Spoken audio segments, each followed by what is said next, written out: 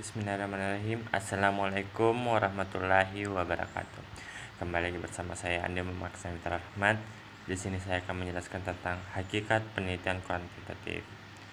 Dari sejarah ringkas bahwa penelitian kuantitatif lahir dari studi etnografi yang dilakukan oleh para antropolog. Dengan kata lain, fokus penelitian mereka bukanlah benda mati, bagaimana objek penelitian bidang ilmu fisika, kimia, dan sejenisnya. Namun, yang diteliti adalah manusia, makhluk yang memiliki kehendak bebas dan dapat berbicara, berpikir, dan bertindak sesuai dengan apa yang dipikirkan dan diinginkan secara independen. Oleh sebab itu, paradigma produktivisme tidak dapat diterapkan pada penelitian-penelitian ilmu sosial seperti itu. Sebab, untuk memahami dengan benar gejala-gejala fenomena yang timbul, maka objek penelitian harus dibiarkan sebagaimana adanya atau alamiah, bukan dimanipulasi atau direkayasa. Inilah yang dimaksud dengan paradigma naturalistik, paradigma yang mengonsumsikan bahwa perilaku dan makna yang dianut sekelompok manusia hanya dapat dipahami melalui analisis atas lingkungan alamiah atau natural setting. Paradigma lain yang mempengaruhi penelitian kuantitatif adalah konstruktivisme. Konstruktivisme memandang bahwa dunia manusia atau human world berbeda dengan dunia alam atau natural world dan dunia fisik atau physical world. Konstruktivisme berkeyakinan bahwa tidak ada realita yang berdiri sendiri tanpa manusia yang memaknainya. Pemaknaan manusia juga tidak berdiri sendiri, tetapi terkait dengan manusia yang lain. Berarti pemaknaan suatu realita dibuat bersama, disetujui bersama dalam konteks dan situasi tertentu. Itu berarti ada konsekuensi antara manusia. Dengan kata lain, bahwa konsensuslah yang menentukan suatu kebenaran. Oleh sebab itu, istilah fakta objektif yang berdiri sendiri serta lepas dari pemaknaan manusia sebagaimana yang diyakini oleh kaum positivisme tidak dapat dimengerti dan karena itu tidak memiliki arti. Penelitian diharuskan terlibat dalam menghayati permasalahan dan subjek penelitian atau partisipan atau informan. Karena penelitian sebagai manusia dapat beradaptasi dengan para partisipan dan aktivitas mereka. Hal demikian sangat diperlukan agar partisipan sebagai sumber data menjadi lebih terbuka dalam memberikan informasi. Triangulasi adalah teknik pemeriksaan keabsahan data dengan memanfaatkan suatu yang lain di luar data tersebut untuk keperluan pengecekan atau pembandingan terhadap data yang bersangkutan. Dalam kurung Moleong tahun 1990.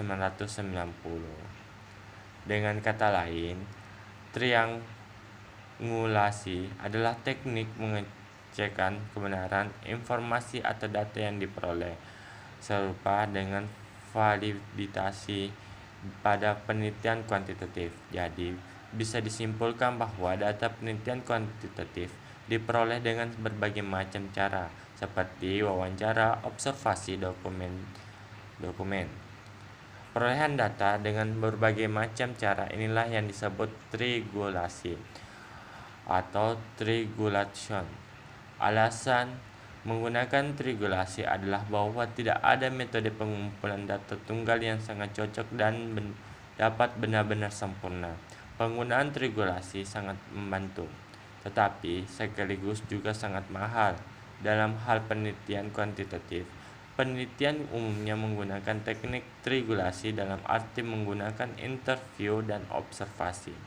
Teknik sampling ini disebut dengan snowball sampling atau sampel bola salju, yakni bahwa sampel penelitian akan semakin besar seiring lamanya penelitian dilakukan.